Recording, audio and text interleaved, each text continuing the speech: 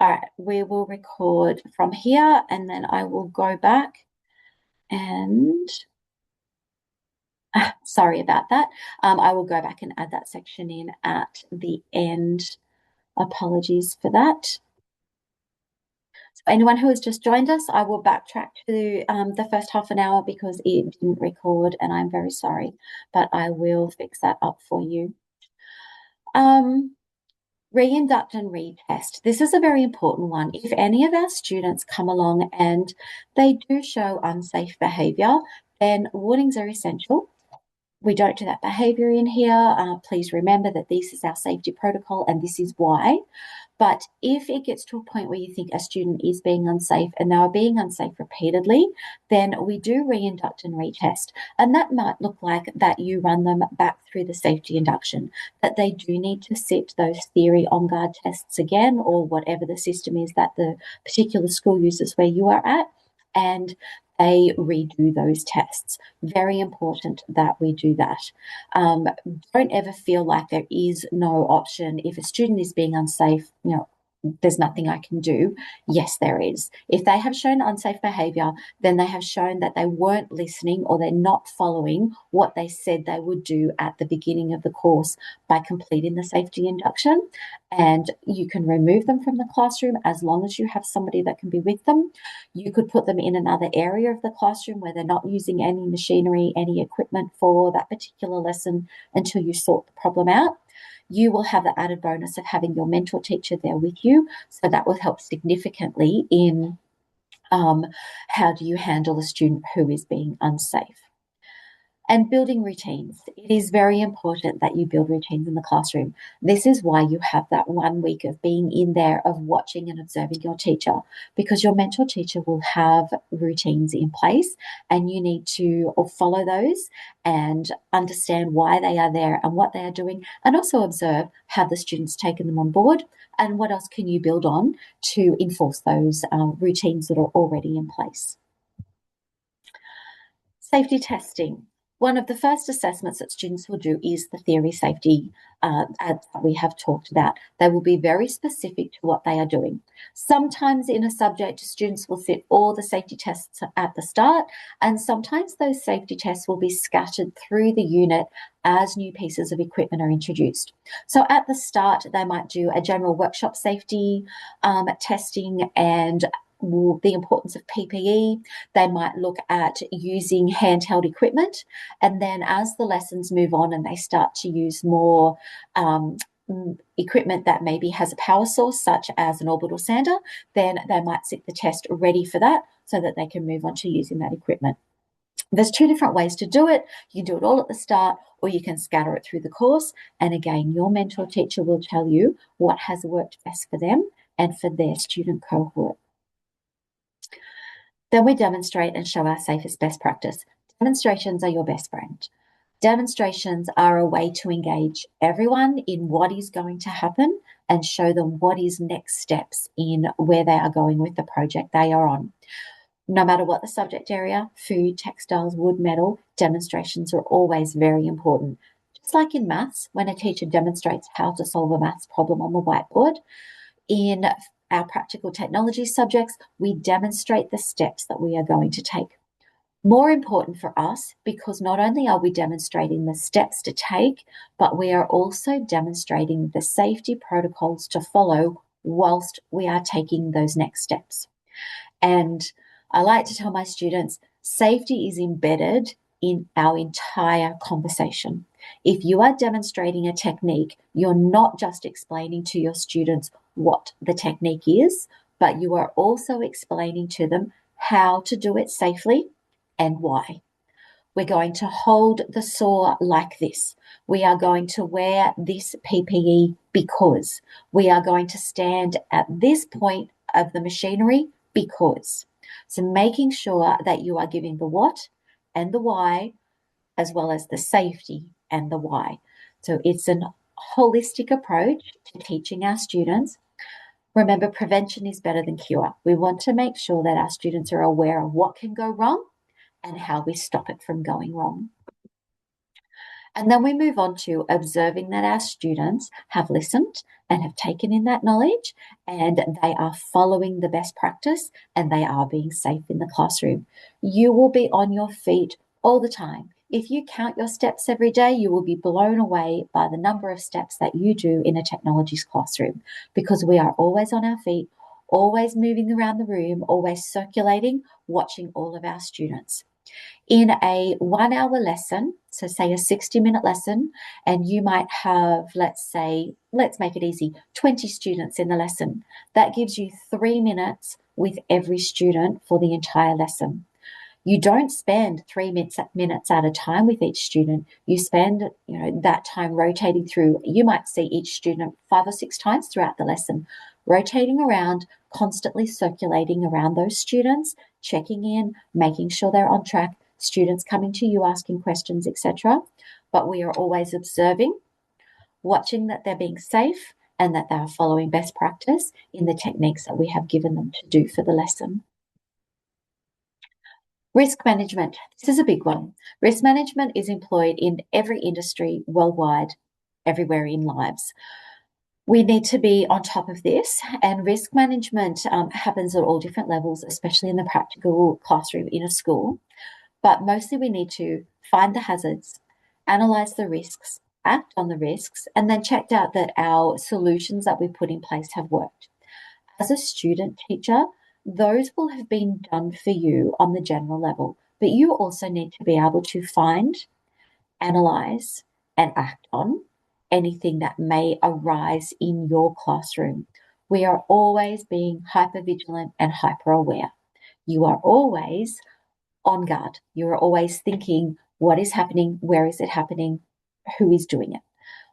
Eyes on, moving around the room, constantly being busy. So identifying the hazard, this is just one example, and this is just a kitchen one, but in a simple kitchen, lots of things can go wrong. This is obviously a home kitchen, but if you think about in this particular kitchen, there's 3 people.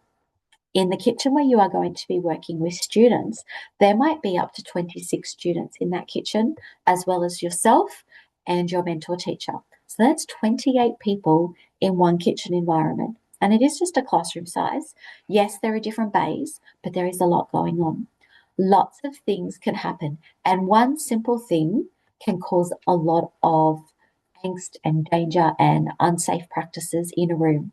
It might be something as simple as a handle is out, facing out off the stove edge from a pot that has something cooking on the stove. If that gets bumped, it could form a splash on the floor that somebody could slip in. It could splash onto somebody as it gets bumped and it could burn them. It could fall and it could break or shatter depending on what it's made from. There's all sorts of things that can go wrong just with one action, let alone with all the different things that you can see in this picture. I would really hope there wasn't animals in your kitchen at the school.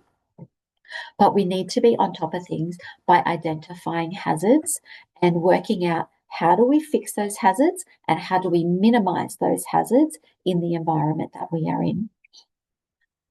The risk matrix is a great one to work with. So this one talks about the different levels. So blue is low and red is extreme. And we need to gauge what is the risk or the likelihood of the risk happening, and then what is the consequence if it does happen.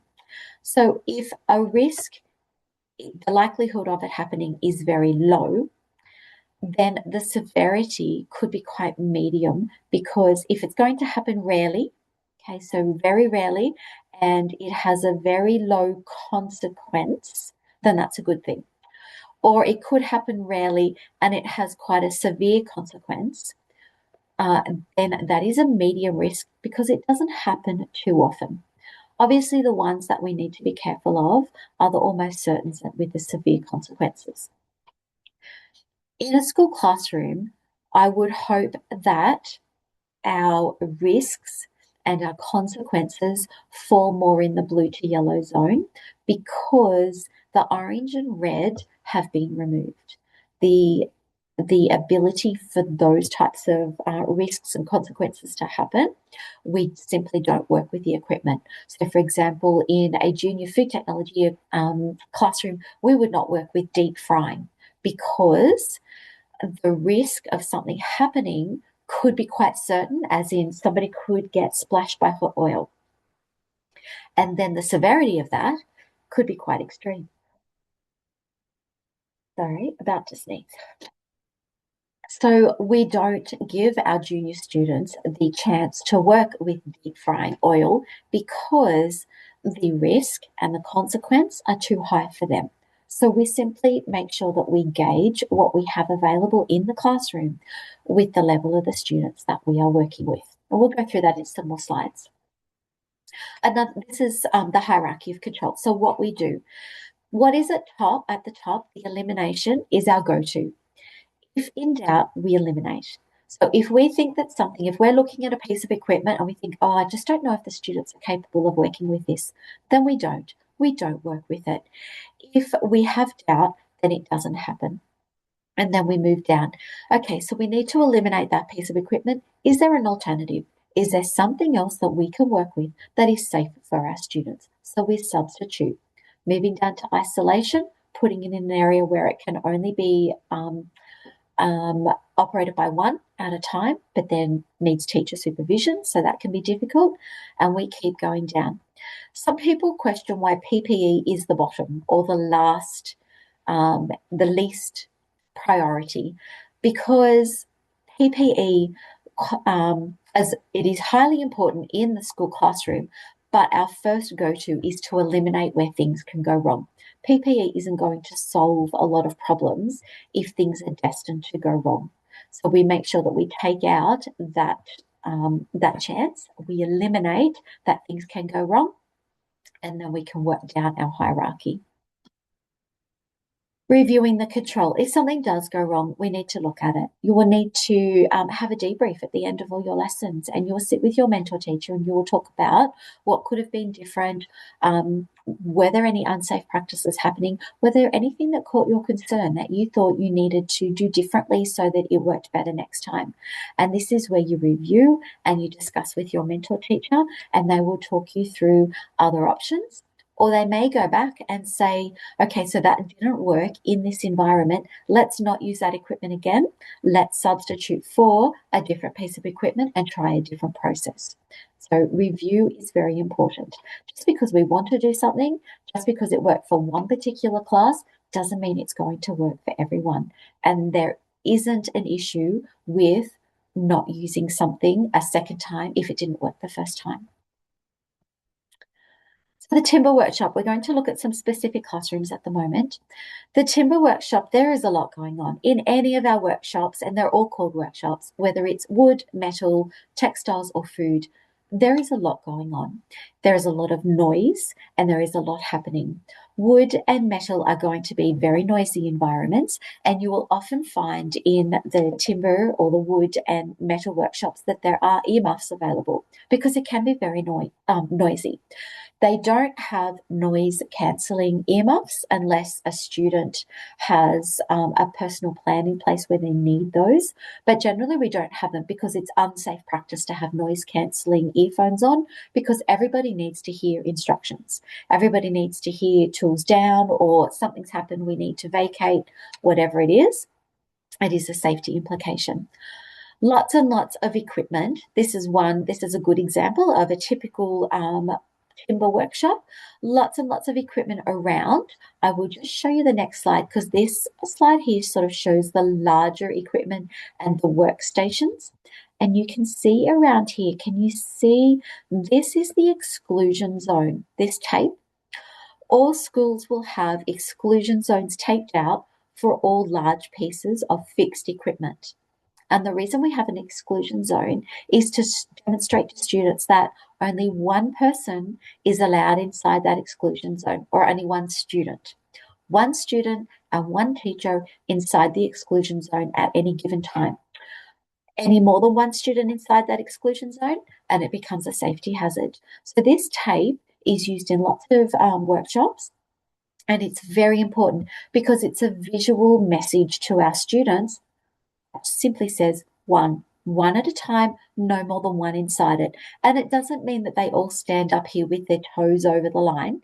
It is literally one person in there, and you give the person in that area room to operate and be safe. It also signifies to us that this piece of machinery needs extra safety precautions, extra diligence, extra of being aware as we are operating it. So it tells us that we have it helps us tell our students that this is a specific zone where safety is, top priority. And it tells all the students working in the room that if somebody's in there, that we need to be very mindful that there's somebody in there and we need to let them be safe in their practice. This is a close-up of a wall in a timber workshop where all the tools, the handheld tools, are put away at the end of the day. One of the things to note is everything has a place. And it's very big to make sure that everything has a place. Again, no matter what the practical classroom is that you are in, everything will have a place. At the end of the lesson, it's important that each of those places are filled so that we know that everything has been returned. We can see here that one hammer has not been returned. If this was my classroom and we were cleaning up at the end of the lesson, I would be standing or walking along this wall frequently saying, right, there's still 5 hammers to go. Okay, there's 4 set squares to go. Okay, we've got 3 screwdrivers missing. And students would start, oh, yes, there's one on my desk. I'll return that. I'll return that. And then I would be standing there at the very end saying, right, 1 hammer still missing. Why do we have 1 hammer missing? Where is it? Everybody look under the desks, look in the cupboards. Where have we got this 1 hammer? Make sure that the classroom is tidy as we leave it, but it also makes sure that our equipment is where it needs to be so we know where it is to find it for the next lesson. When the next class comes in, it is in the correct spot. We're not wasting time by trying to find our equipment. It is exactly where it should be. Leaving the room at the end of the lesson exactly as we found it, if not neater, is a top priority in a practical lesson. If you happen to walk into a room with a class and it's a little bit messy, we don't say anything negative. We don't say, oh, wow, the class before us didn't show the respect, or they didn't leave the room properly, did they? We say something like, okay, so the last class must have been really busy. We are going to clean up before we get started. You don't start in the mess. You don't start with things scattered everywhere because you don't know what is missing. You get your class to put things away, showing respect, being patient, resetting the classroom so that you can see exactly what equipment you have, and then you start your lesson. And yes, you might lose 5 or 10 minutes doing that, but it doesn't matter. It's worth it because you're starting with a clean slate. You know where everything is, and if you have everything, and at the end of your session, you're not worried that you have lost something because it was all there at the start of the lesson, or you noted at the start of the lesson that there was 2 items that weren't there, and you've noted down that they weren't there when you started. Making sure that our classroom is left as good, if not better, than how we find it. So specific working zones in the practical classroom, especially in wood and metal, you will find that there are specific zones for doing different things. And like we said, around large equipment, there's exclusion zones for working with the large equipment. And then there's the general bays or worktop areas where the students will work usually 4 or 6 at a time, working around these areas and completing different tasks. But they will have to go to other areas in the room to complete different activities. The student, for example, is doing lacquering, and you can see that the table has been set up with paper down and they are lacquering at a station. You might need to set up a lacquer station that is well away from any sanding equipment, so it's not getting dust on it, where you have students come and lacquer their work when they're up to that particular step. If they're all trying to do it at their individual benches and the person next to them is 3 steps behind and they're still sanding, then things might go wrong. It might just be that their work gets bumped and their mark is left in their lacquer, stain, whatever it is they are putting on their work. So sometimes we need to designate different specific areas or different zones for working. Typical timber projects. Obviously, safety is number one. We need to remember that in everything that we do. And in order for that to happen, in all of our subject areas, we will start off simple. They will be nice, simple projects for year 7 and 8 where everyone does the same thing. They may be able to put their own little twist on it, depending on how well they are working, what sort of facilities and resources you have in your classroom, but everybody should be working towards the same goal at the end. The teacher will have an exemplar, that's what they're doing their demonstration on, and everyone is working towards this goal by following the processes that are in place. Because they are year 7 or 8 and they are new to the classroom, to the practical classrooms, then following set procedures is a way to ensure that we can focus very strongly on safety whilst also teaching introductory skills to our students. If everyone was making something different, then those introductory skills could be different for all of them, and that is too hard to handle in a year 7 or 8 classroom. So we keep them all using the same types of skills, working towards the same end goal. This will increase later on, years 9 to 12. Obviously, by year 12, students are all doing something of their own choosing, and they're working with the skills that they found they had the strongest link with. But for year 7 and 8, we are trying to give them a foundation in our subject and also give them a feeling of success. So they come out with something that they have made and they have made correctly and they've made all themselves with your guidance, with your help, with your assistance, with your teaching. But they've also come out making it in a safe environment. It'll help them gain confidence. It'll help them believe that they can do all these things that they didn't realize previously that they could do.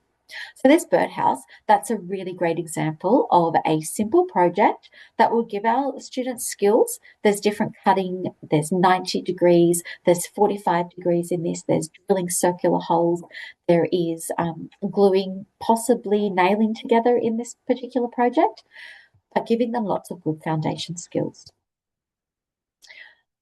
In your timber teaching journey, there are lots of things that you will need to focus on, same in any of your technologies areas, and lots of things that we need to be aware of. I really like this image because it looks like everyone is watching diligently and the demonstration is happening and it's all working smoothly. But then it says, how could this be improved? And there are one main thing that could be improved in this, and that is the position of the students. For the sake of a photo, it works. It's wonderful. We can see everything that's happening because we are the observers. But in reference to this actually working in a practical classroom, the observers are these 4 students, and they're not looking at it with full viewing, especially this young man here. So at the very least, these 4 students should all be along the side so that there is nothing stopping their view of anything that is happening in the demonstration. Depending on the subject area and the skill that you are demonstrating, either to the side or in front of what you are doing are the best positions for demonstrating something. Doing it from behind, students are going to miss out. When you are demonstrating in textiles, obviously it is very hard to have students stand in front because they're not going to be able to stand that side of the sewing machine, and the sewing machine is actually going to block their view of what they are doing. So in that respect, in textiles, we ask our students to stand behind us, but we, as the demonstrators, are seated and our students are standing so they can see over the top of us and they can see the processes that are happening from the point of view of how they are happening. So they're watching your hands operate the machine, they're watching you turn the controls on the machine, they're watching you work the fabric on the machine. There is the downfall that in doing that, you have your back to your students. So again, you need to be hyper aware and hyper vigilant of what is happening, but always picking the best demonstration angle for what it is you are demonstrating. So another example of a simple project for a year 7-8 could be the wood pencil box. This is a really good one. And at the end of this presentation, there is a video with a little bit more information about the pencil case. So here is the plan sheet for the students. So it's showing them exactly what the equipment is that they will be using and then how it goes together, and obviously an image of what the finished product will be. Making the pencil box step by step, there is going to be a procedure to follow. Down here it has the cutting list, so students know exactly what timber they are using. Sorry, I'm just trying to get that so you can see it. So for the sides, they need 2 at 220 mil in length, 50 mil in width, and a thickness of 10 mil. Okay, mostly the width and the thickness will be set. Those pieces will be cut ready for the students, and they will be cutting to length. As teachers, we prepare as much as we can without handing students a close to finished product. So some things we will pre-prepare for them, and then other things will be the student's responsibility to be moving on to the next task. So no student is allowed to use the table saw. There's some great videos here. This one, Never Do This, is a fantastic video of what not to do with the table saw. As a teacher, you will use the table saw. You will be preparing equipment and you will be organising resources ahead of time, but no student is allowed to use a table saw. There is just too much danger involved in it. I would say the majority of schools have a table saw. However, that is purely there for teacher use, not for student use. It helps you to get all your materials ready quite quickly and efficiently, as well as accurately. It has excellent measuring guides on it, but not for student use. There is a lot of equipment that you will have in the classroom that is not for student use. Possibly as they get older, there are some that our older students will be allowed to use, but not our younger students. So please be very mindful that in year 7 and 8, what they use is quite limited. We need to keep it very simple for our junior students. So they won't be using the compound miter saw, for example. You will, they won't. When it comes to the router table, students won't be using it, but you might be setting things up ready for your students. Okay? So lots of different equipment that we need to be mindful of, and what level our students are at and what we can let them use. These videos listed in here, I highly recommend that you watch each of them if you are going to be in the wood and metal classrooms. They are very relevant and very good ones for you to look at.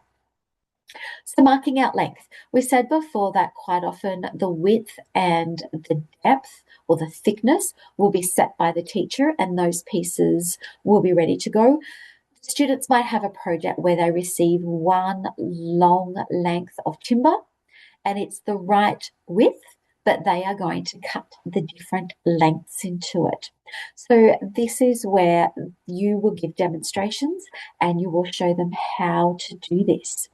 It goes through the procedures of what they need to cut and how they would cut it. This is still looking at the timber pencil box. Okay, just if you're wondering what this is in reference to, but it does show the guides and how to organize things and what we need to do.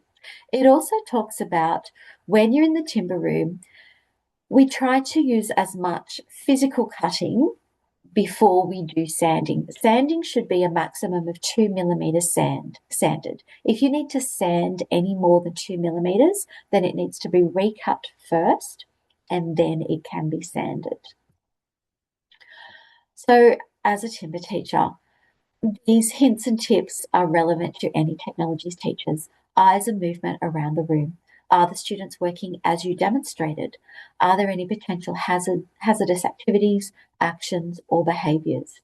Provide a positive feedback or correction, and informal and ongoing evaluation between you and the student, and in your case, you and your mentor, is highly important. Some of the hazardous activities, actions, and behaviours could be something as simple as a student is wearing an apron and they haven't bothered to tie it up. Okay, so they're saying, oh, I've got my apron on, but if it's not tied up, then these strings can become hazardous. They can become dangerous. If they're long enough, somebody could step on them. And they could swing around the front and they could get caught in a vice. And as a student goes to walk away, it could hurt their neck. It could be something as simple as it gets in the way of the mitre saw that they are using. So that it can be classed as hazardous behaviour or action.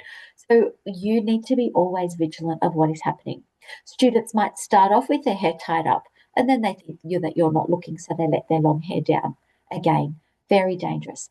As you are eyes and movement around the room, you are looking at everything, not just the processes that are happening, but how they are happening and how your students are doing them. Always vigilant, always aware. So hand cutting timber to length. We talked about this one.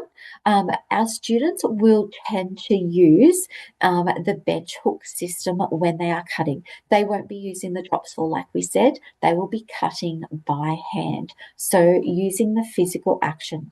These blocks are fantastic. The wood that they are cutting pushes against this lip at the front here. And there is another lip that is pushing the block into the desk. So I'm sure you've all used these. So as they are cutting with the saw, one hand is securing the wood against the little lip. And in doing that action, it is locking the whole block into the desk. And then the saw is moving and it is cutting the wood. We always cut on the waist side of the marked line. If we cut on the other side of the marked line, then our timber piece is not going to be the correct length. So we always cut on the waist side of the marked line and just on that side of it. Like I said, if it needs to be sanded, 2 mil is the most that we want to sand. Once it is cut and we need to go to the sanding, then when we get over here, we need to be very mindful of how these sanders work. They should have these guards on them, okay? And the idea of this guard is this particular disc is sanding in an anti-clockwise direction. So you can see in the image here, it goes anti-clockwise. So this guard is on here so that you're not tempted to put your work on this side, because if you did and the sander gripped it, it could flick it up into the air, up onto your hand, up into your face. But rather having it on this side, this disc is sanding down onto it, and therefore that pressure is pushing it down onto the base plate, and that is what is keeping it safe. You can see that the fingers are well back from the sander, and they are just holding the board lightly. They're not gripped on it. They are just holding it very lightly because we're not pushing force on this wood into the sander so much so that the sander needs to slow down or we create adverse friction. We are just holding it there just enough to sand back that 1 or 2 mil extra and give a lovely smooth edge for the cut that we have done back here using our bench hook and our Tennant saw cutting technique. Okay, so this one is good safety instructions. Our machines will be set up. This machine would have the safety exclusion line marked around the base of it. One student and one teacher, if necessary, inside that safety line to be operating it. Assembling the sides. So if all measurements have been followed correctly and everything has been done properly, then the students will be ready to start assembling their work. And they do what's called a dry run first. So they align it all, they make sure that it's all working exactly as it should be, and then they can move on to the next step. We don't ever just assume that it's correct and move straight ahead. We need to make sure we do a dry run first. In this case, it looks like they're going to glue and nail it together. Very secure. So cutting stock to length on the compound miter saw. This is blue line here is pretend bit of wood, moving it to the miter saw. There are lots of rules and regulations about operating the compound miter saw. Again, no junior students use it, but you will need to use it in order to prep gear, especially if you are doing a practice run of the particular project that you are doing. You might find that you need to use this piece of equipment. If you have never used it before, then do not use it without first having a demonstration from your mentor teacher and making sure that you understand it fully and having approval from them that you can then use it, that they say, yes, you are now safe enough to use this equipment yourself. Please don't assume that just because you are in a technologies classroom and you are classed as a teacher in that room, that you can use any equipment. You must be trained in all equipment. Okay, cutting large curves on the bandsaw. Again, no junior students. Moving up into elective years is different, but no junior students use the bandsaw. This is used for our older students. And we have another great video there. There's videos scattered all through this of operating each of these pieces of machinery. All right, your timber teaching journey, common pedagogical practices. So, as we said before, eyes and movement around the room. You always need to be watching, looking, moving, observing, advising, as well as instructing and demonstrating and assisting. There is lots to be done. So ask yourself before the prac class starts, has the particular safety test for the equipment that the students are going to be using or the technique that they're going to be doing, has it been done? Have they seen a demonstration? Have they set the machine up, or have you rather set the machine up correctly? Sorry. And are you aware of any hazards that could possibly impinge on the safe use of the machine? Okay, in this particular picture, do these people need ear protection, and how would you know? The ear protection will depend on the noise level in the room and the particular type of equipment being used. This one is a drill on a block of wood. Depending on what is happening in the room, then you could decide on whether ear protection needed using. But this is part of knowing the hazards and how to use the machine and deciding what sort of hierarchy of safety control do you need to have in place in the room where you are working. Drilling holes in timber using a drill press. Students can use the drill press. There needs to be lots of, obviously, safety safety precautions put in place. So, for example, we don't just let the students hold the work and drill, they will need to clamp their work before they drill. So you can see here it's clamped in a vise this way. So if the drill grabs it, it cannot spin. In this case, it is clamped down and then they are drilling through. In this case, that is a teacher operating. Whether it's a teacher or a student, if you are using a drill press, the work should be clamped, must be clamped. If something happens and the drill bit grabs the work, whether it's timber or metal, whichever room you are working with, a spinning piece of debris is a major hazard. So clamping will stop that from happening. The idea of this type of clamp is that we clamp our work in it, but this clamp is still movable. So when we are trying to align our work to line up with the marks that we have, there might be 5 different holes that need drilling in this piece of wood. Then we don't have to re-clamp it every time.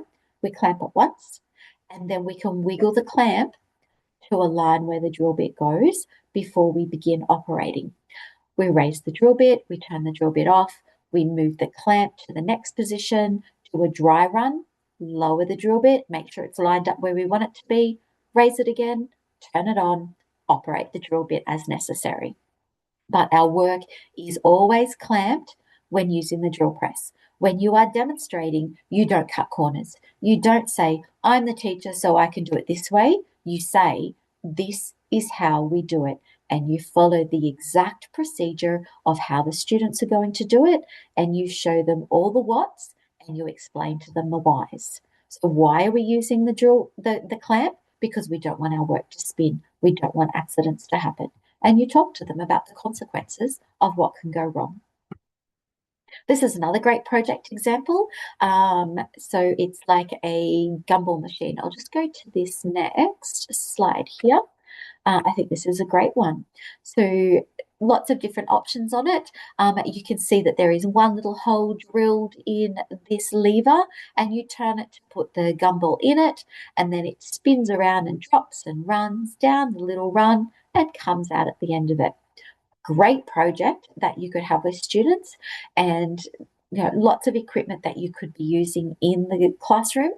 Another really good example of an introductory project, but also an introductory project that students can enjoy and take ownership of, and that they go home feeling proud of, look what I made.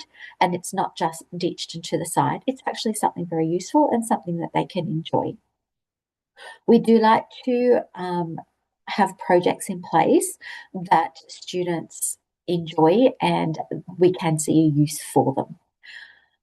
So the metal workshop, very similar setup to a timber workshop. You will have benches. Sometimes you will have stools, especially if it is a area that doubles as a theory classroom, then you might find that there are stools.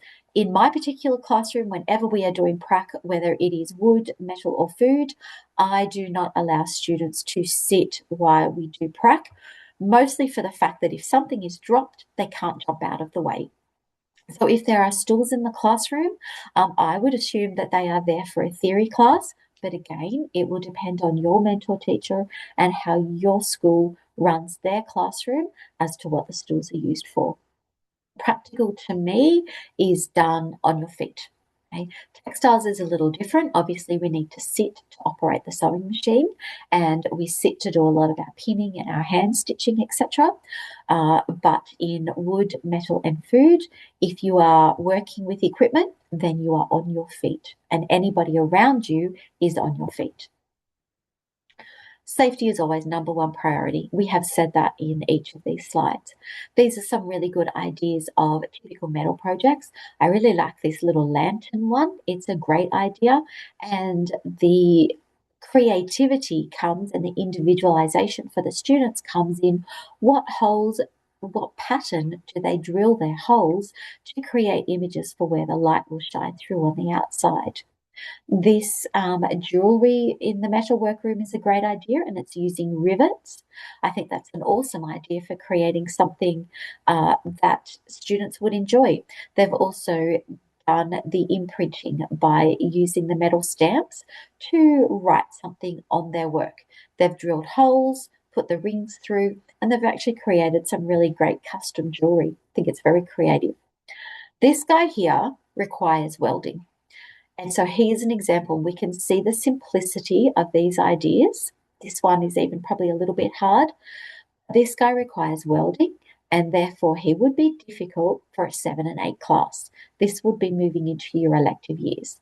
So the difference between the simplicity of these two ideas compared to the more complex ideas of the other two is quite evident in that slide. And our next. Dustpan, this is a great one. Bending and rivets. So yes, there is cutting, and then there is bending, and there is a riveting involved. So in order to be able to use rivets, we need to be able to use the drill press. This one, the image is an American example, so it is in inches and feet. Remember, in Australia, we only use metric, so millimeters, meters, etc. But it's still a good example of a project. And here it is over here getting organized. So the metal, the sheet metal, is marked up and cut to size. Quite often, the larger sheets will be pre-cut, ready for our junior students, ready to go. Even for our elective students, especially 9 and 10, we tend as teachers to cut the larger sheets down to a more manageable size that our students can work with. Using the large guillotines, it's not very often that we will get students to use guillotines. Sometimes they have their purpose. Guillotines require lots of safety precautions to be put in place, lots of use of the exclusion zone, and lots of supervision by the students. Guillotines can be very nasty if not used correctly. So always the same idea, identifying our learning intentions and success criteria. Always demonstrate process, safest and best practice for quality and appropriateness for the student. And is your demonstration set up correctly? So like we saw back in that other image about the demonstration was great, but the student was standing behind. So how were they actually going to see what is happening? And that is part of our demonstration. Good question here. Do students need permission before they use a machine, even if they have used it before? And I will tell you that the answer is always yes. Students need to ask to use a machine, regardless of what it is. That permission might come in the form of Year 7. Today, our focus is cutting our sheet metal to size. And for those of you who have completed that step, we will be using the drill press. We're now going to do a demonstration on the drill press. Once I have done that demonstration, I will be situated near the drill press. And if you are ready to use it, then you can come to me and I will say, yes, you can use your drill press. But we always need to make sure our students are asking permission to use the equipment that they need to use. This is a setup for a different dustpan, but it's the same idea. The metal layout, so it's giving the guide. It's like a recipe for making what they are doing. It's the procedure that is laid out. It's giving them all the dimensions that they need and then the process that they follow in order to put it together. It's telling them they need tin slips, they need the guillotine, and then what their specific measurements are that they need to follow. Again, movement around the room. I can't say it enough. As a practical teacher, you are on your feet constantly. You are constantly rotating through those students. You are constantly making sure that every area of your classroom is safe and that students are on task and that they are doing everything that they are doing in a safe manner, that they are following the procedures that you have asked them to complete and they are doing it in the correct way. If a student tries to cut corners, then that's when things can go wrong. And they will only try to cut corners if they think that they're not being watched. So you watching them is a top priority. We need to be very diligent in wandering the classroom, checking on all our students. And it might just be, how are you going there with this? Are you enjoying doing this process, or do you find this one more difficult than last week's process? It's just having a conversation and engaging with them. You might say to them, what's the name of the hammer that you are using? And they will tell you the particular name. You might say, that looks fantastic, that step that you've done there. What is the next step that you are moving on to? And that engagement confirms to you that they know what they are doing. And it also confirms to them that they're on the right track and they know where they're heading. So we need to be on top of things for our students, but also on top of things for the student, but the whole body, not just the one student we're talking to, but ensuring that each individual student is doing the right thing so that the whole cohort is safe in the room that we are in. The Magna Bender. Some schools will use these Magna Benders. Some will have a pan brake.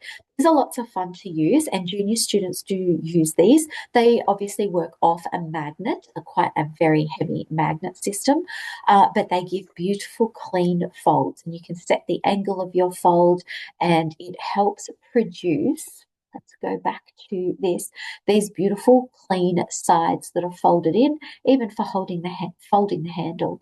The Magna Bender is a great system for getting things to happen in a precise way. If we were to ask students to fold the dustpan and all they had to use was maybe an anvil and a mallet, then it's going to be more difficult for them to get these beautiful, clean cut lines that they are looking for. But the Magna Bender is a great piece of equipment to become familiar with if you aren't already. So again, lots of videos scattered through for you to be looking at possible equipment that you will be working with in the classroom with your students.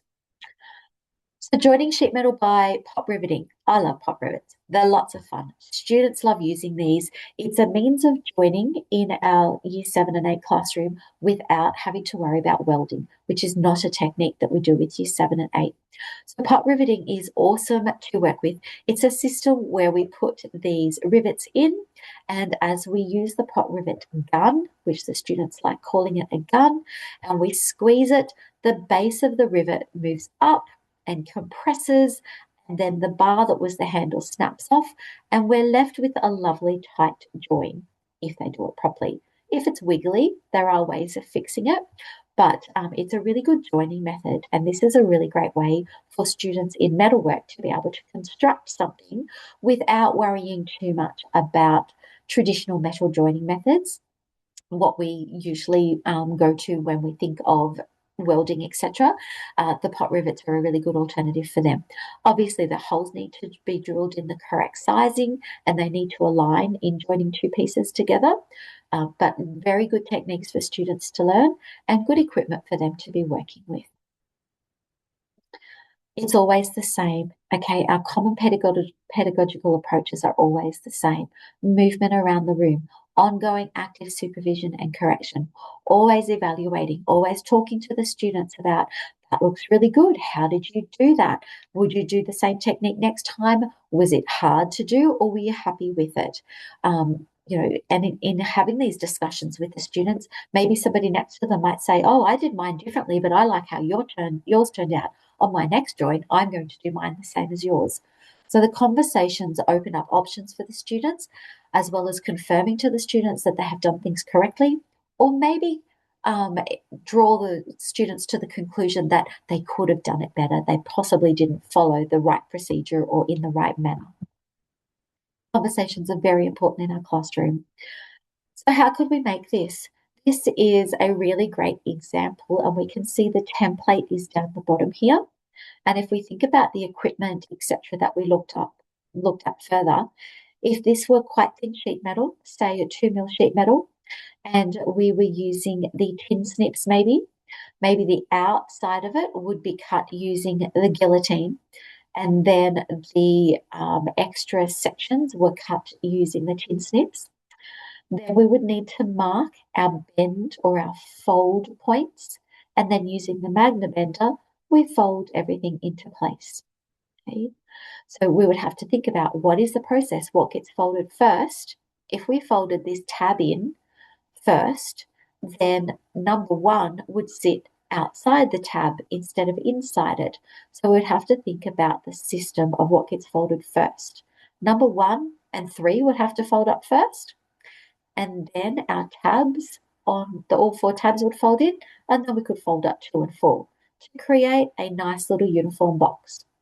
And it should hold together quite well, but if our tabs were deep enough, we could also secure it by then drilling through and adding rivets to the top of it to make it next level secure. But that would depend on the depth of our tabs.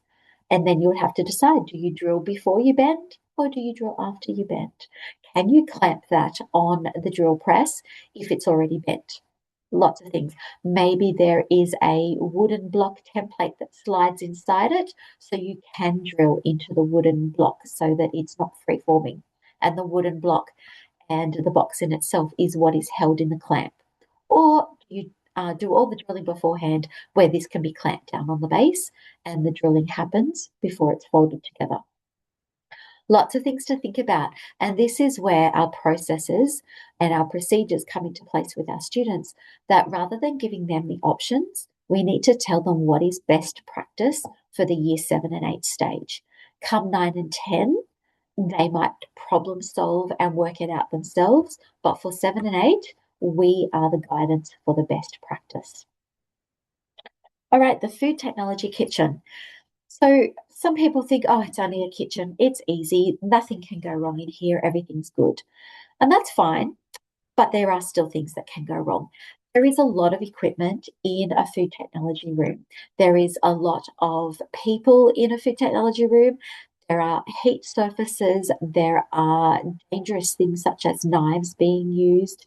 There are microwaves that might be in operation. There are cupboards being opened and closed, drawers being opened and closed, people wandering to common areas in the classroom where they might be collecting common equipment. So lots of things going on in a food technology room. Again, safety testing. Same thing will happen. On-guard testing, whatever the safety system is that your school uses, there will be safety testing happening. I quite like the setup of this demonstration. The teacher is in front and the students are to the sides and in front of the workbench where she is.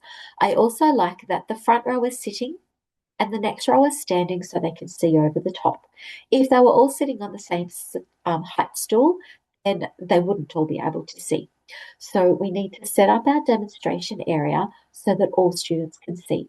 Some schools will have a mirror above the demonstration bench, and that means students can view what is happening from above with the teacher working down below. Not all schools will have that, so that's where you need to make sure that your students are arranged so that they can see. The students should never be sitting behind the bench. I'm kind of assuming this student is here assisting or helping because they are standing, but no students should be behind a demonstration bench whilst a demonstration is happening. Okay, always in front of you or just to the sides works. Lots of different foods that can be made in our junior kitchens. Fruit salad is a great starting point because it helps the students learn to work in a very busy environment. There might be 26, 28 people in that kitchen, and whilst there might be a number of bays to be working at, it is still one room with that many people and that many people preparing food. So there might be 26 knives in action. That's a lot of knives all working at once. So fruit salad is a really good go-to introductory for working in the kitchen. I even use fruit salad for the first practical lesson with Year 11 hospitality students because it just gives me an idea of how they work in the kitchen. It gives them a feel for working in the kitchen with a large group of people, and it gives you an idea of what their skill set is and how they are going to interact with others and work in the environment. It also gives you a really good foundation of talking about safety in that first practical. After that, you might move on to something that is a one pan wonder.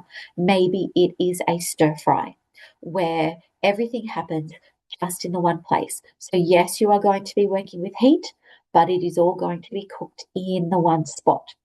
Maybe you will do a mix and bake something, which is also good. So maybe they are using hand beaters or possibly just a wooden spoon to combine ingredients together and then they bake it in the oven. So you teach them about oven safety.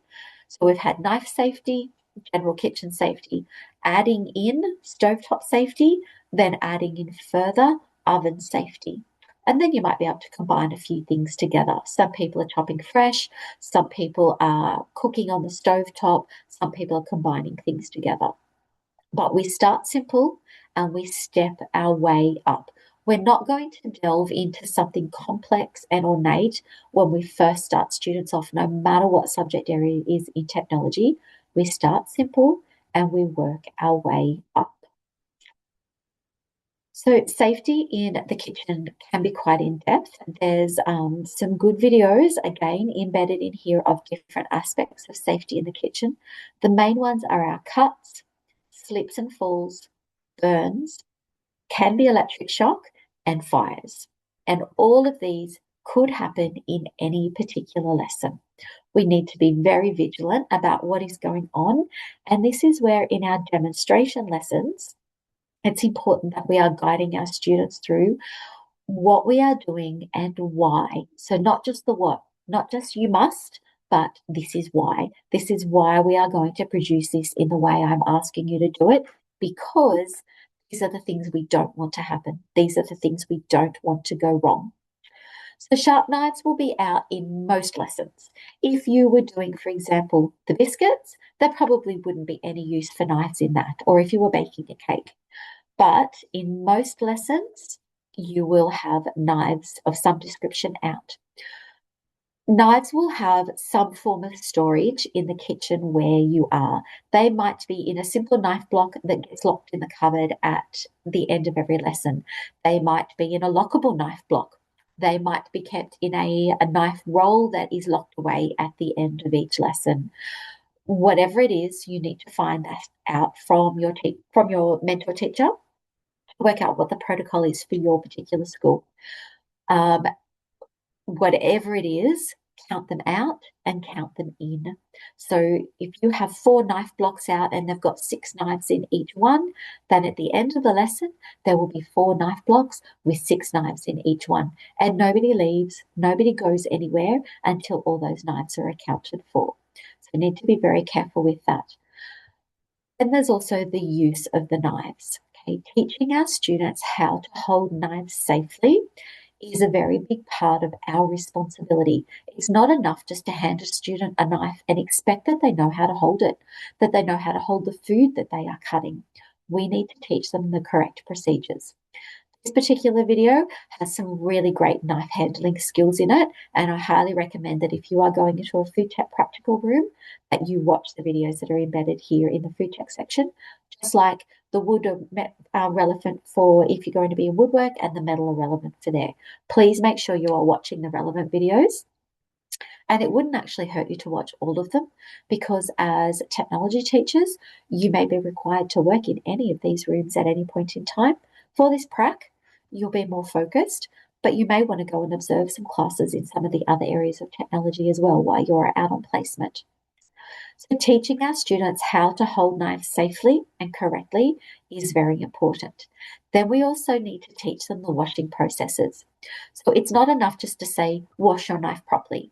We need to explain to them how to do that by holding the handle, using a cloth to wipe down the back of the knife so the blade is pointing away from us. Clean it with hot soapy water. Don't let go of the knife until you have dried it with a tea towel, and then it is returned back into the knife block. But a knife never gets placed into a sink. It never gets placed under other dishes, etc. Knives are either very clear on the bench top, laying flat, or they are in our hands, moving from the bench top to the washing up area and being washed and dried, and then placed straight back into their storage area. They are never left where they can't be seen because we don't want to risk anything going wrong. And then, of course, we teach our students about our safe storage practices. So students might say, but why does it need to be in a knife block? And for one, it stops the knives from going dull. And a dull knife is actually easier to cut yourself than a sharp knife because you put more pressure on a dull knife. And therefore, if you hit skin, it takes longer to release the pressure than it does if it's a sharp knife. But also because we then put the blocks away. So very important that we teach our students about how to use them, how to wash them, and how to store them. So knives is the starting point. We need to look at stovetop and oven safety, and along with that can generally come a component of fires. Okay, some schools will work with gas, some will have just electricity, but either way, things can still catch fire. If a tea towel is left near an electric hot plate long enough, it will catch fire. Tea towels are generally made from cotton or linen, which are both cellulose-based fibres, and they are highly flammable. So if they get hot enough, they will catch on fire. So obviously, our stovetops and ovens every home has them, right? Everybody has seen them, they've worked with them. These students are possibly helping in the kitchens at home. But the difference is that there are a lot of people in this kitchen and there's a lot of multiple stovetops happening. Each stovetop has 4 sections to the top of it. And if you have 6 bays in your room, then that's 24 stovetop burners that could be on, whether they're gas or electric. It could be a lot of things happening in the room. If you have 6 ovens in the room, there could be 6 ovens turned on. So lots of multiples happening, and our students need to be aware of them. Sorry, I didn't highlight that one there. So there is a video for the stovetop safety, and there is a really good video for how to use your ovens safely. Please be very mindful of watching these videos. Again, they've got really good hints and tips in them. Some of them are from other countries, still highly relevant. Obviously, safety is the same wherever we go. Oven and stovetop safety, again, moving around the room, always vigilant of what our students are doing, watching their processes, watching their procedures, and encouraging them to do things correctly and exactly as you demonstrated it in the demonstration lesson that you had. One of the things that can happen in a kitchen is fires. Okay, every kitchen will be equipped with fire extinguisher and also fire blankets. When you receive your orientation to the kitchen, when you are first going through it with your mentor teacher, please make sure you know where these are. Okay, it is very important that whenever we work in an area where things can catch on fire, we are um, super aware of where our firefighting equipment is. They will also be in our other practical rooms, and you need to make sure that you know exactly where they are. Kitchen, the importance increases a little bit, well, significantly, especially if we have gas as a medium that we are cooking with. We need to make sure we have the right firefighting equipment. You also need to make sure that you are aware of which piece of equipment works for which type of fire. There's extinguishers and there's blankets. Some work for water, for gas fires, some work for chemical fires. You need to make sure that you know which is for which in case something happens. Um, there should also be in most kitchens an override button, especially if you have gas working in your kitchen, there will be an emergency stop button. And basically, rather than turning the gas off at the stove where something is on fire and going wrong, the override button will turn the gas off to the whole room. And obviously, once we remove the gas, then that eliminates the source of the fire burning and the fire will go out. If you are working in a kitchen where there is gas, please make sure that you know where the emergency override button is. Now, this might seem like a bit of a why is this in here, but just like in our wood and metal, where there are procedures to follow in order to produce the item in the correct way, so we had templates with measurements and the process written down, the same in the kitchen. Recipes are very important.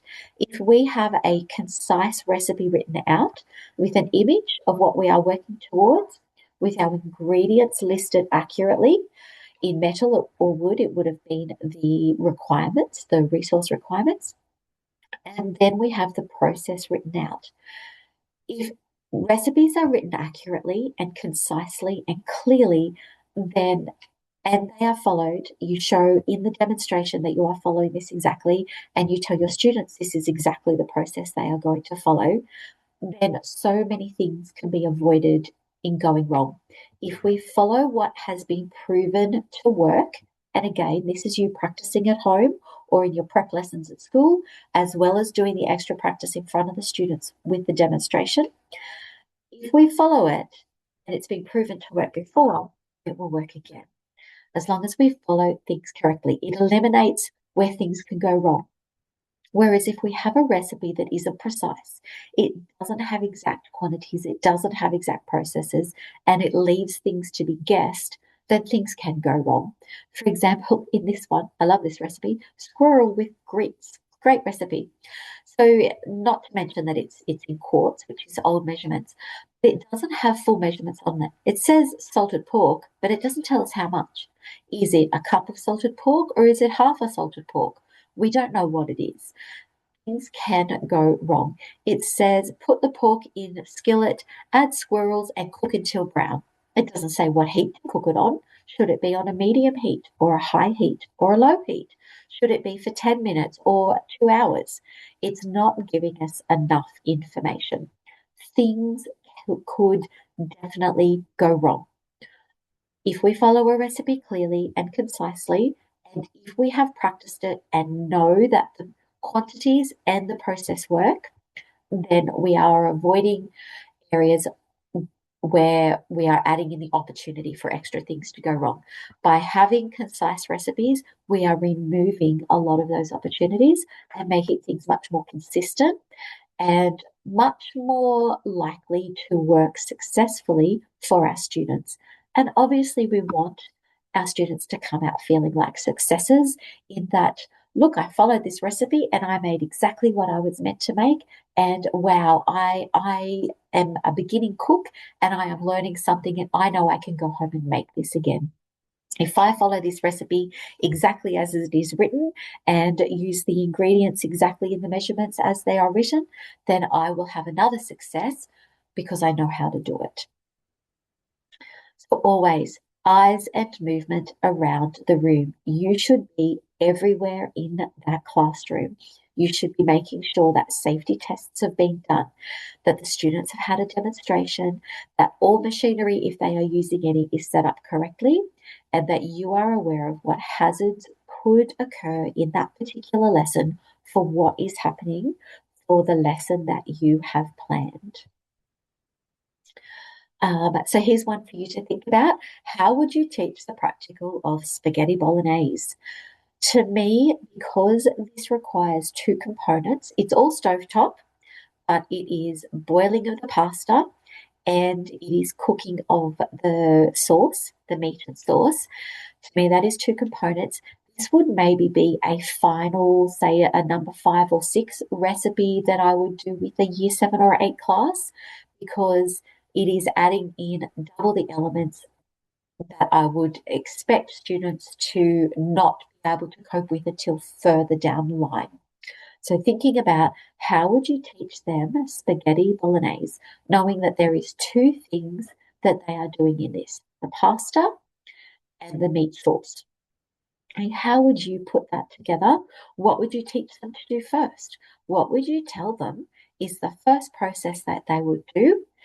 And how would you guide them in creating a successful spaghetti bolognese prac? One of the big things to remember in the food tech kitchen is that all preparation should be done before cooking begins. So in our older years, our students will use the term mise en place, which is a French term that means everything in its place. Introducing that term in year 7 or 8 is a great idea because the students quite like the sound of the word, and it also gives them that professional feel when they're in the kitchen. They're like, oh, miss, we've done our mise en place, we're ready to go. And they like to feel like they are using the correct terminology and using the lingo of the course that they are in. So all preparation before cooking. If students have to turn their back on a stovetop to complete preparation techniques, then you are asking for, or you're opening up an opportunity for something to go wrong. Whereas if preparation is completed and they are concentrating on their cooking, then we know that things are going to be safe and there is eyes on where the danger could occur. So preparation first before cooking. All right, the textiles room, our last room just to look at for now. So lots happens in the textiles room. In a junior classroom, we focus on a simple project. Again, it might be something simple like a bag. It might be something simple like a small stuffed toy. Generally, we start with a project that is straight lines so that students learn control of the machine before they build up to doing anything that is more complex. In all of our projects, in all of our technology subject areas, we start simple and we build them toward we build up their skill set so that once they start year 9 elective area, then they can start working on the complexities of their different skills that they have the basics of. Lots of equipment in a textiles room. Generally, there will be tables in the middle, say workbenches or class tables, and then around the outside there might be bench space where the sewing machines are. Normally in a textiles room, the students operating the sewing machines will have their back to you while they are working. That way you can view what they are doing, but that is just seems to be the most efficient flow in textiles rooms, that machines are on a bench around the outside of the room and students are working. It does give you freedom of movement around the room as well, and it also helps students who are working on maybe cutting or pinning to be working on the tables in the middle.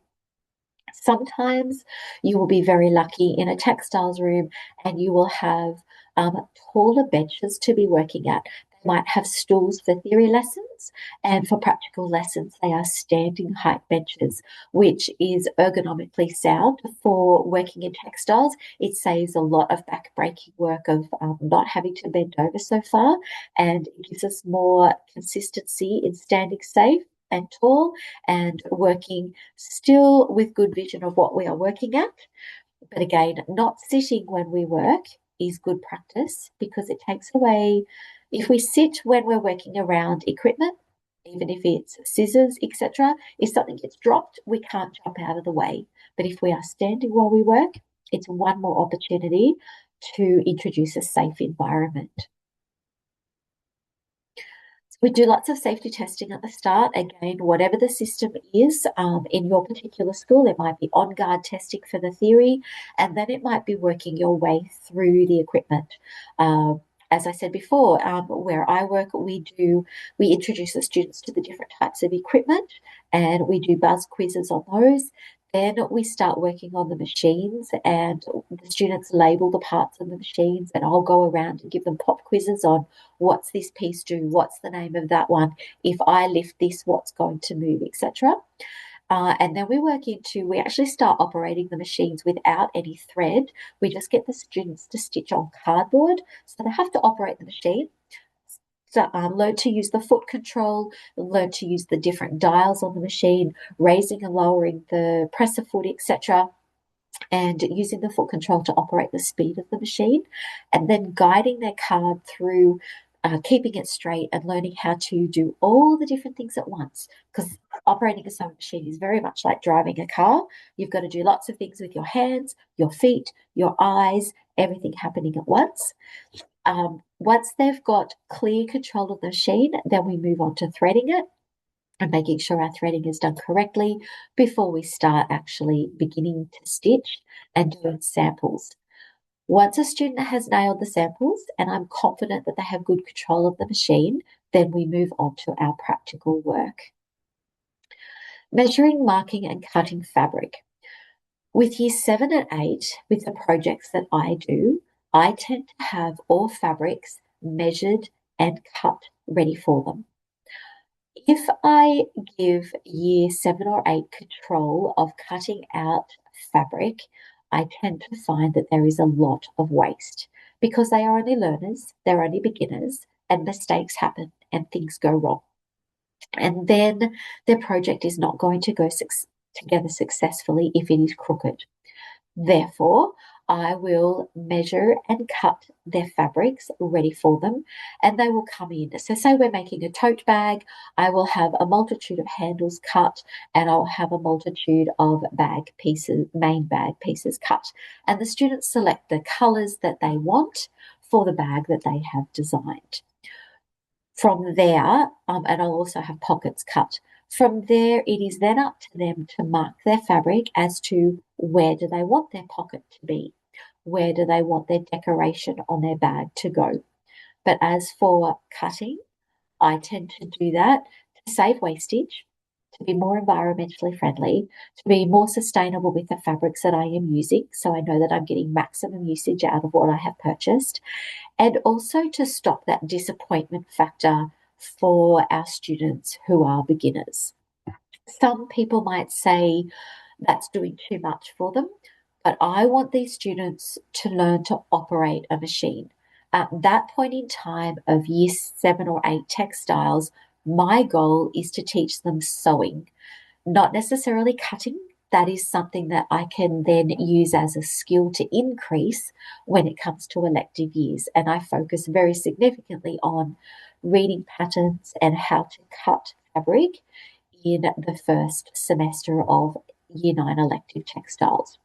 For year 7 and 8, I want it to be something that's already done for them, so I know that it's one less area to have to worry about, and I know that the students are starting with something that will hopefully give them a great product at the end of it. Always eyes and movement around the school, around the room. I do like, and you can see the machine set up here on a bench and the teacher is behind and watching. The nice thing about a textiles room, if you have machines set up on the bench around, is that you can see what is happening as you are moving through the room. You might be over in this far corner and you could still see if somebody was struggling on a machine over here. Quite often you can always hear if something is happening as well. You can hear if a machine is not threaded properly because it makes a terrible noise. So moving around the room will give you the advantage of having eyes on everything. And obviously we need to be listening as well as we do. Before anybody does anything, we do a demonstration. And we've said that for each of the classrooms, demonstrations are vitally important. Students in year 7, 8 will use a sewing machine. Okay, it's fantastic. Depending on the school you're at, it might be one machine between two, it might be one between three. Very rarely have I seen a school where it is one machine each. That's just usually not economically viable. And in reality, it's not necessary either. One student can be prepping their fabric while the other student is ready to stitch, and then they swap roles. The student who has just stitched goes and irons what they have done, while the second student stitches theirs, and then they move and rotate through the machine together. Some students will let year 7 or 8 use the overlocker. I tend not to. Overlockers have a lot that can go wrong. This will be something that you'll discuss with your mentor teacher, whether your students will have access to overlockers. I reserve overlockers for years 9 to 12, but as I said, something to discuss with your mentor teacher. Overlockers can be quite intimidating. If a thread snaps, it takes quite a while to rethread them. They have an inbuilt knife cutting system in them. So if fabric gets bunched up underneath, you could cut a hole in whatever it is that you are producing. So I tend to save overlockers as an advanced skill for electives, but discuss that one with your supervisor. Laser cutting material. This is lots of fun. Lots of people associate the laser cutters with maybe wood, metal, or even plastics in the engineering area, but it is actually really good in doing material cutting. Um, in year 8, I tend to reserve the laser cutting for cutting freezer paper, where we cut a design into freezer paper. The freezer paper then gets ironed onto the fabric and it becomes a stencil, and then we can paint in the gap that's left.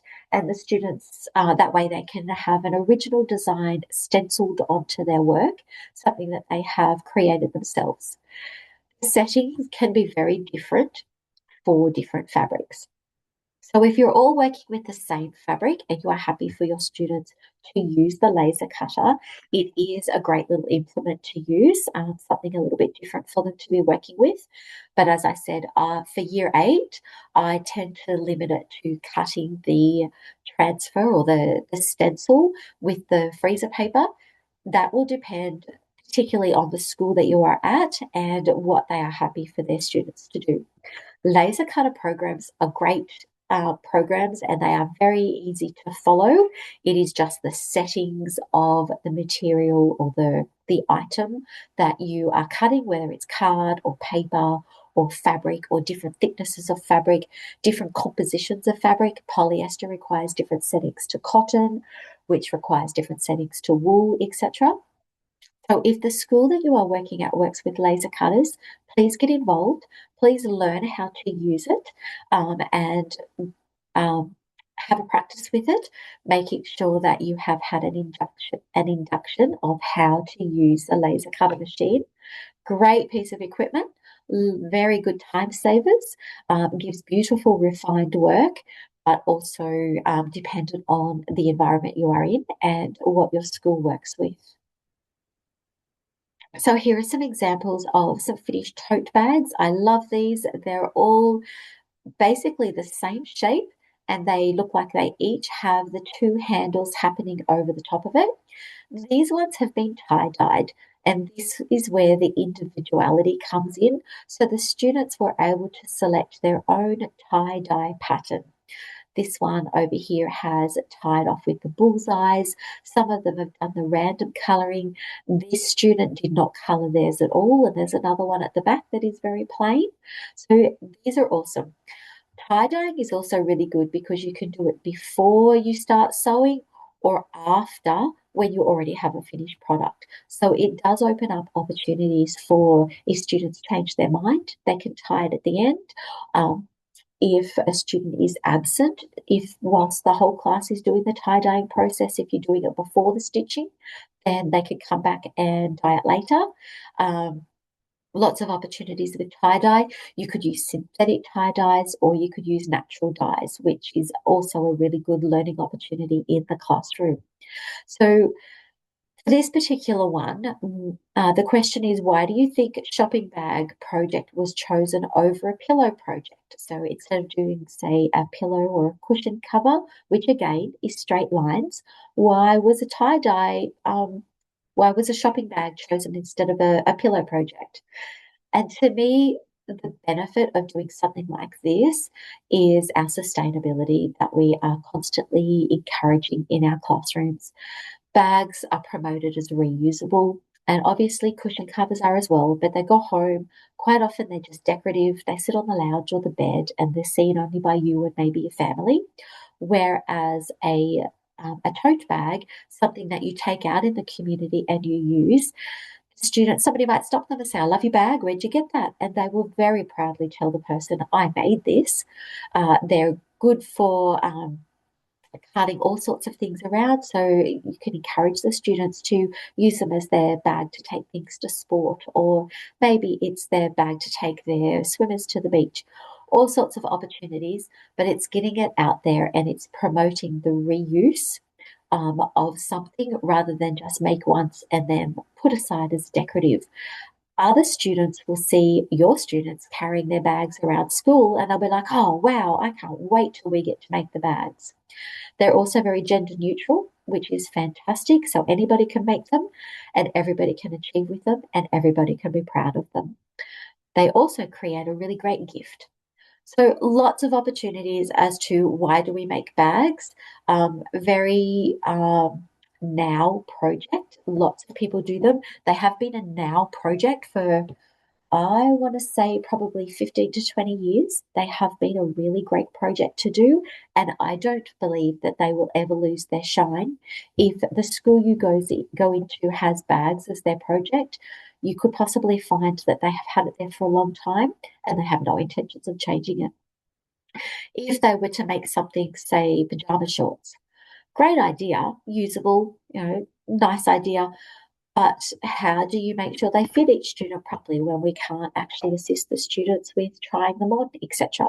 So they can create lots of issues in terms of what we can and can't do with our students. So bags are a really great generic project that give them lots of skills. They've learned lots of straight lines. They've learned attaching handles. They've learned decorative techniques, as well as learning how to operate the sewing machine.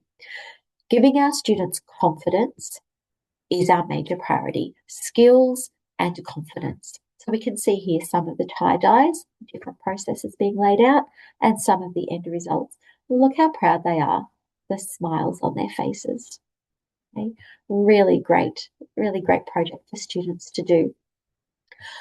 Having straight lines is a really good starting point for students because we teach them about stitching in a straight line, we teach them about turning corners. It takes away that factor of trying to turn a constant circle, etc.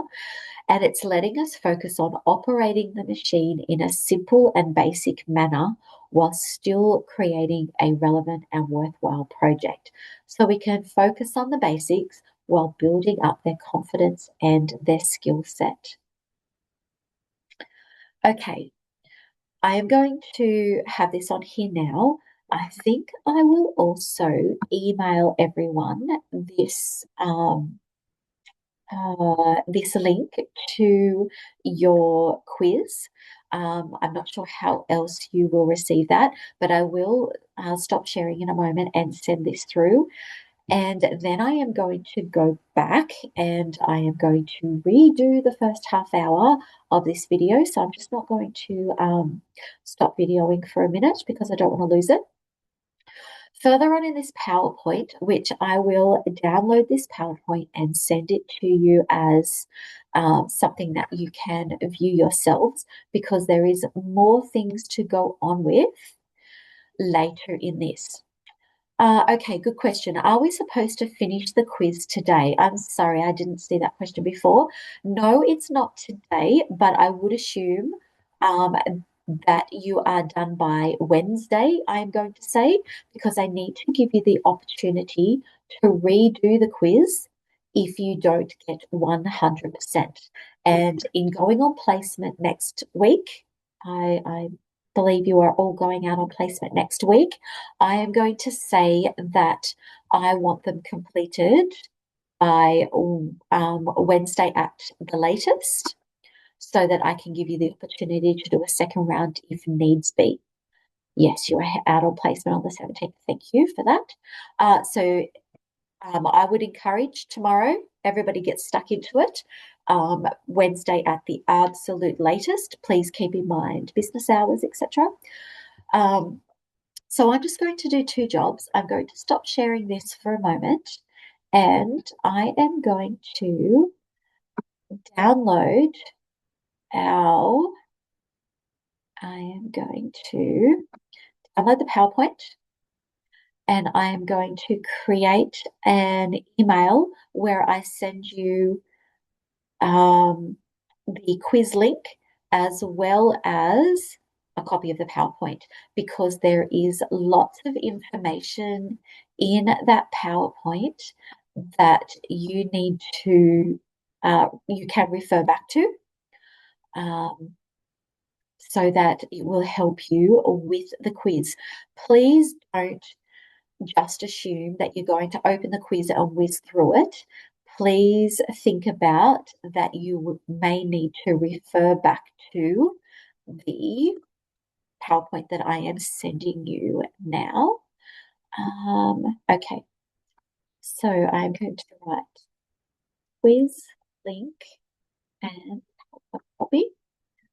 And sorry, it takes me a minute to do this. I am going to grab our quiz link again.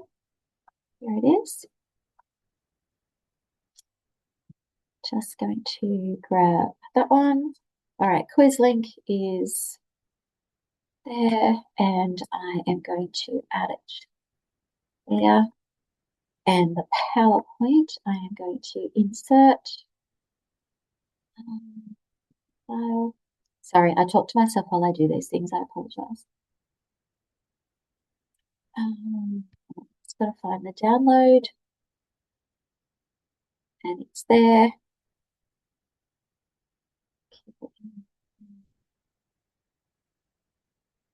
All right, I'm hoping that PowerPoint goes through. It's just taking a second to load. It is quite big because it's about 70 to 80 slides. And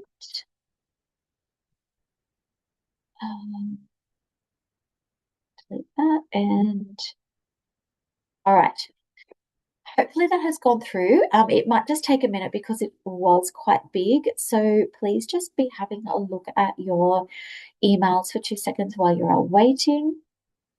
Thank you to those who joined us. I know it's just past the 2-hour mark. I am going to go back and revisit that beginning section.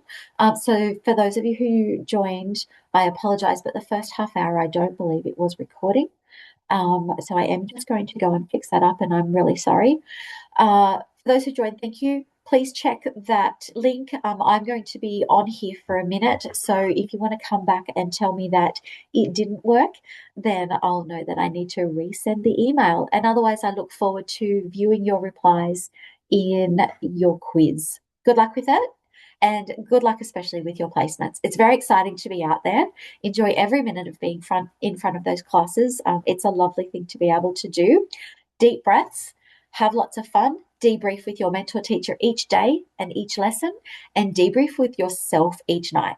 Make sure you find a positive out of every day, because I promise you there will be many more positives than there will be negatives, but sometimes the negatives overweigh us a little bit more. But I hope you all go home every day with lots and lots of positives. So good luck with that.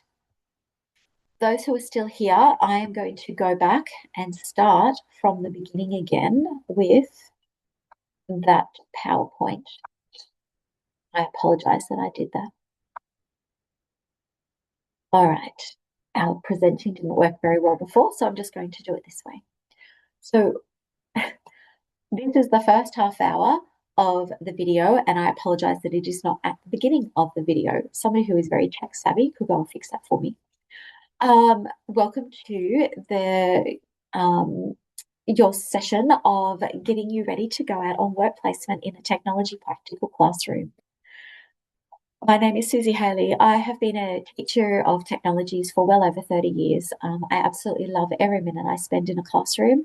I love the students. I love my subject area. I think we are very fortunate to be technology teachers, and I hope that you enjoy your career as technology teachers just as much as I am enjoying mine. Okay, so this residential session is here to help you understand where you are heading, why you are heading there, and to help you identify some risks and hazards in the classroom that just maybe you may not have thought of as you've been getting ready for your prac placement. It's one thing being a student in a school and seeing things from a student's perspective, but from a teacher's perspective, obviously things are very, very different. So during this session, if you have any questions, please just ask. If I don't answer your question in the chat, it's because I haven't seen it. So please turn your mic off and just speak up and ask. This session is about you, not just about me babbling on for a long time, but it's about you and getting you ready for where you are heading off to. You do need to make sure that you complete the quiz and that you complete it to 100% before you go on placement. So the question was asked a little bit ago of, does it have to be done tonight?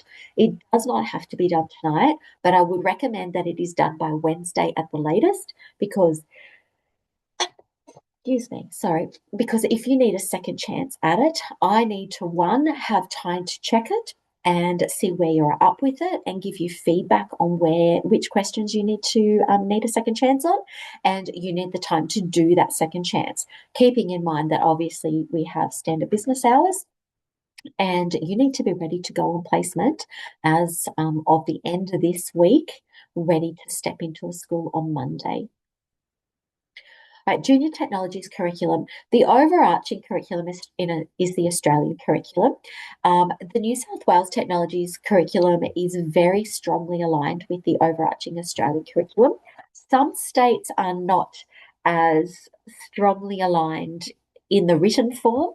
When you read into them, you realise that there may just be a little bit of different terminology, some different ways to deliver the work, but overall they do meet the Australian curriculum, which obviously they have to. But the New South Wales one is the one that aligns particularly strongly in both terminology and delivery and recommendations, etc. So the links are there for you. I would assume that you have looked at those previously.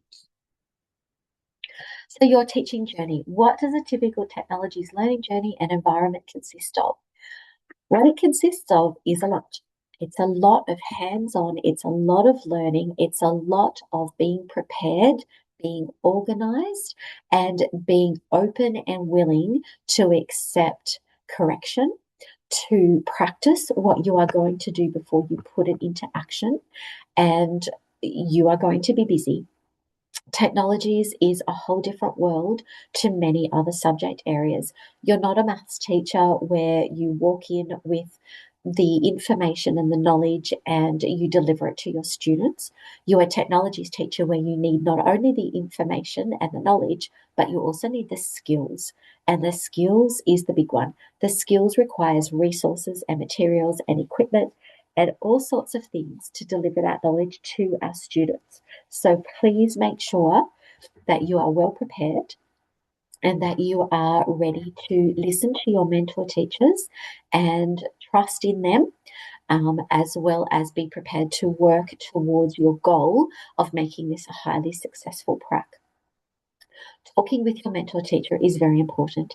Every school is different. Every school will have different resources, different processes, different facilities, different things in place. And you need to talk to your mentor teacher about what they do and how they do it and why they do it that way. You are allowed to ask why.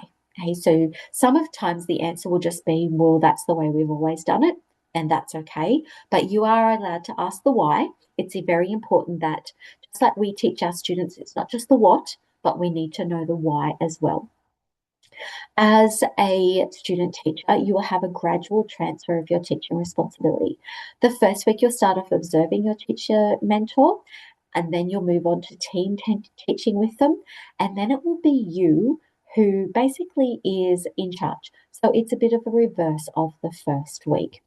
All of this is you learning on the go.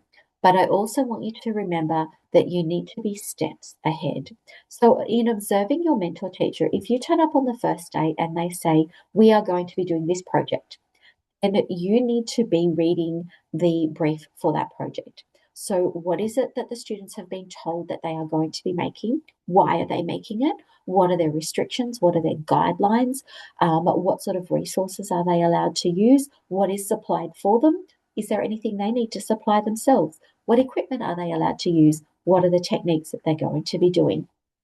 Always being steps ahead of where our students are is very important.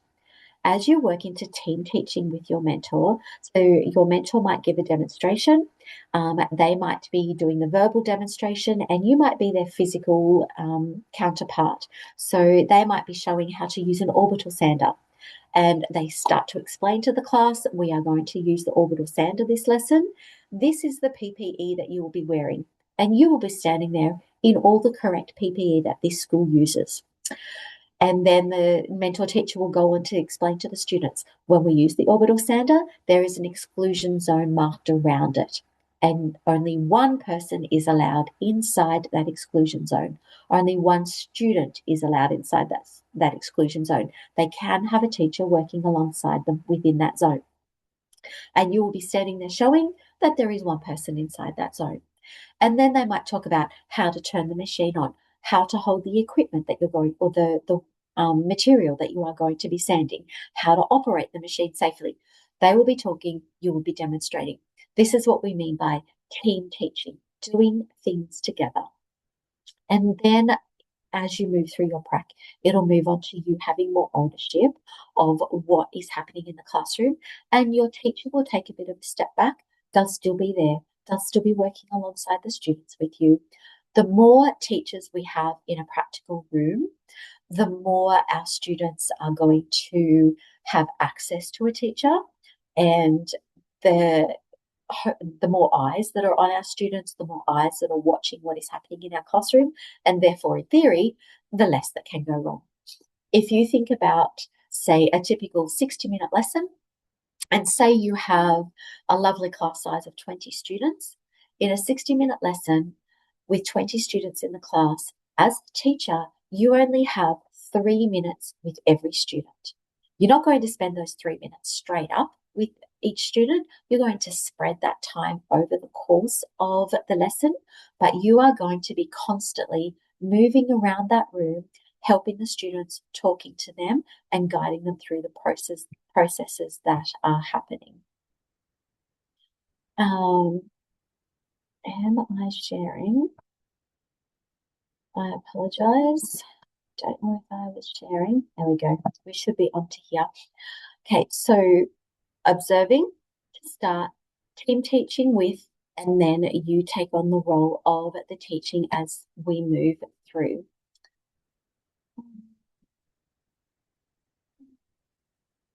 All right, my emails have been received. Sorry, I was just checking that. Should we email mentor teacher details of our educational background? Okay, that is a question. That is a really good question, and I will show you who you send that question to in a moment. I'm just going to work through these first couple of slides that I missed in our recording at the beginning of this section. So in your first week, watching, helping your mentor, practice, practice, practice. Whatever your mentor tells you is going to happen in the lesson, you are practicing. If they tell you that the class is about to do a prac of fried rice, then you are in that kitchen and you are practicing that fried rice in one of your preparation lessons.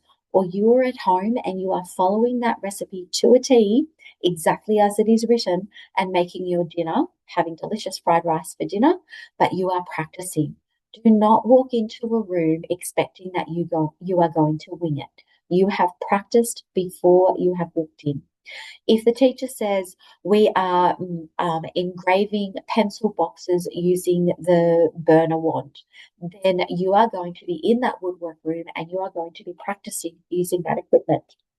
If you have never used the equipment before, then you are asking your mentor teacher for a demonstration and a guidance as to how to use it, safety protocols, everything that you need to know to be able to use it yourself.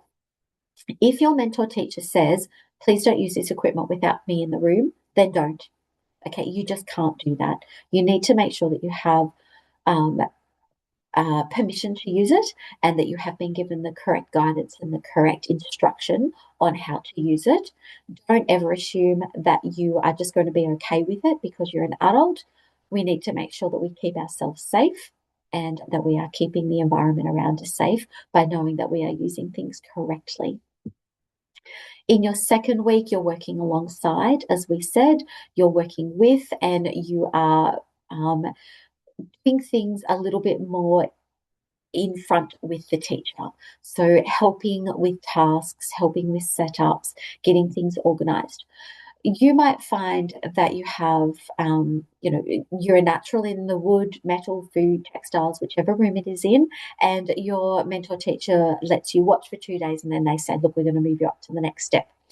You need to follow through the guidance of what your mentor teacher says and trust them in their processes. Remember, they have experience as well as they know that this particular school, they know the processes and they know their students. So trust in them and go with what they are recommending and then what they are asking you to do.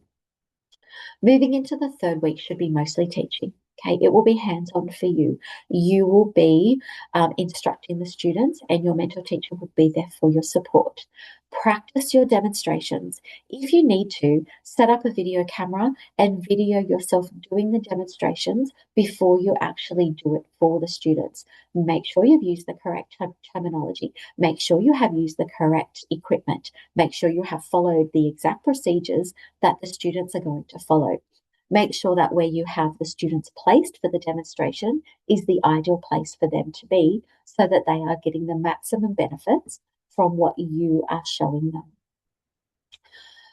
And then we have this really great formula for safe teaching. We need instruction, testing, supervision, and then finally tick, yep, you're ready to go. Okay, so some schools will have little safety licenses. I love these. Students have them. They've got to show, yep, I'm safe. I can use this piece of equipment. Different schools will have different processes that they do. You might be in a school that uses the on-guard system where students have to complete the on-guard tests to 100%. They're like a multiple choice testing quiz. And once they've done that, then they are ticked off and ready to use the particular equipment that they've been tested on. Some schools will complete all the testing at the start of a unit before they touch anything. Other schools will say complete some basic things like basic workshop safety and PPE purpose and working with hand tools. And then they will start the project. And then before they move on to another specific piece of equipment, they will introduce the safety test for that particular test. So it's fresh in the students' minds. But each school has their different process for their safety induction. And so follow and what your mentor teacher does and ask the specifics for your school. And then, as we said, we move into demonstrated or guided practice. We cannot assume that students know anything. We show them everything. If you're in the kitchen and you say, boil the water, you need to tell them how to boil the water. You need to tell them exactly how much water to put in the pot, what temperature to turn the stove on, whether you want the lid on or off, what they do exactly once the water is boiled, how exactly they add, for example, the pasta into the boiling water. Don't just say in your dem, boil the water, and then do the process and not talk about it. Talk the whole time. Demonstrations are not just shown, but they're spoken as well. Then students are absorbing both facets in both ways. They're watching with their eyes, they're listening with their ears, hopefully, and they're absorbing the information in two methods, which is a great way for our students to learn. So doing the demonstrations and the guided practice. Sometimes you will do those as a large group, and sometimes you might do them as smaller groups. Sometimes you might find that it's important that you do a whole group demonstration and then you repeat it in a small group situation. Um, again, ask your mentor teacher what they recommend and what works best for the cohort that they have you working with. Assessing safety knowledge. That can be done through the tests, and it can be done through observation as well. So, for example, if there's a test on operating the drill press safely, I will have the students do it as a theory test first, an on-guard test, and then I will observe them very closely. I will give them a practice run of everybody is going to drill a 5 mil hole through a 10 mil piece of wood and 10 mil deep piece of wood, and you're going to show me how to set up the drill press with the clamp, with your PPE, where you are standing, etc. And I will watch their processes. So not only am I assessing that they on paper know what is safe and correct practice, but I'm also assessing that they physically know how to do it and they can follow the process. Something might go wrong. It can go wrong. It could be behavioral. It could be just that they've forgotten. If something happens in a lesson, you give a warning. That is unsafe practice. Please don't do it like that. Remember, this is how we do it safely. If it's repeated behavior, then you may need to think about that a particular student, it might be a group of students, it might be a whole class. You might need to go over safety again in its entirety. Again, that's a judgment call for the particular cohort that you have, for the system that your school follows, how you are going to do that. I do find resetting on-guard tests and having students redo them is a really great way to remind them that they were following unsafe practices. I remove them from the practical area. They have to sit still in the room, but they're not to touch practical things, and they have to resit the safety tests, whichever ones I allocate to them, as a reminder that they were behaving unsafely. And if they want to re-enter the practical area, then they need to acknowledge firstly on paper that they're going to do it properly, and then they need to show me in practice that they are going to behave correctly. If it happens yet again, then they're removed from the practical room, because we can't risk having other students in an unsafe environment due to one student's behaviour. And part of that is building our routines, being consistent, always have the same procedure as you enter a room. Never just say, everybody in, let's get started. It's everybody in. We're going to have a discussion of what we're doing today. We're going to have a reminder of some of the major safety points. I'm going to give you a guide of where I would like you to get up to today. And these are our learning criteria. Learning intentions and success criteria. These are the sorts of things that we talk about. It has been done forever in the technology classroom. These days, they're buzzwords in the classrooms, but it's something that we always do in technology. Good routine builds safe, practical classrooms, and we need to make sure we are consistent. Okay, so that is basically where we got up to at the other end of the video. And I apologize that that is backwards, but at least it is there for you. Now, the other thing that I'm going to do is I'm going to show you, before I stop recording, at the end of this PowerPoint,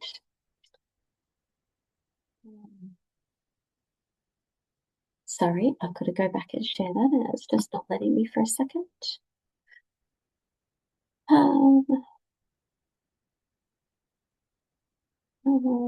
I apologize. I just want to go back and share that again, but it's just taken it away from me. At the very end, oh, here we go. At the very end of the PowerPoint, there is the contact information for you. So let's just slide all the way down. So down here, so if you have any general questions, please email the school.placements email that is there on the screen. And if you have any particular questions about your placement, then please contact your university placement advisor or your unit assessor. So either of those are your contact points about any placement specific questions. If you have questions about the PowerPoint, what I have told you, or about the quiz that you are doing, then my email, and I apologize for scrolling, my email is at the very start of this. So susie.haley at our SCU email address.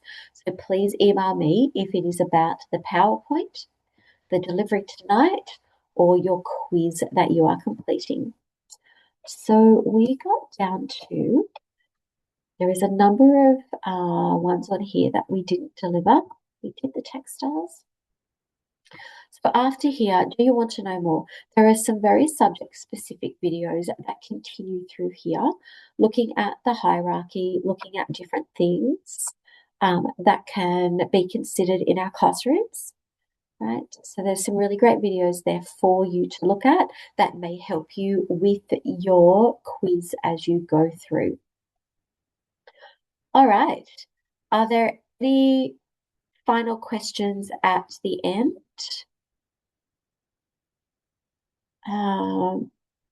The question, should we mail to our mentor teacher details of our educational background subject area?